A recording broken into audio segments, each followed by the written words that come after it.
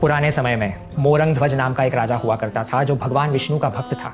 उसकी बस एक ही इच्छा थी, जन्म मृत्यु और पुनर्जन्म के चक्र से मुक्ति पाकर मोक्ष प्राप्त करना। उसने अपनी इस इच्छा को पूरी करने के लिए कड़ी तपस्या की, लेकिन जब सालों बाद भी भगवान उसके सामने प्रकट नहीं हुए, उसने अपनी सबसे प्रिय चीज का त्याग करने का फैसला किया और इसी इरादे से उसने एक भयंकर कदम उठाया। उसने अपने बेटे के दाहिने अंग को काटकर उसके खून को भोग की तरह यज्ञ में चढ़ा दिया। उसके इस त्याग को देखकर आखिरकार भगवान उसके सामने प्रकट हुए और उन्होंने उसे आशीर्वाद देते हुए उसके बेटे को फिर एक बार जीवित कर दिया। इसी के साथ उन्होंने उसे काशी के बारे में बताया, जहां अपने प्राण त्यागने के बाद ही वो मोक्ष पा सकता था। वो तुरंत काशी की ओर चल पड़ा। वहां पहुंचते ही उसने पवित्र गंगा के दर्शन लिए और उसी के किनारे एक करवट से अपना गला काट लिया।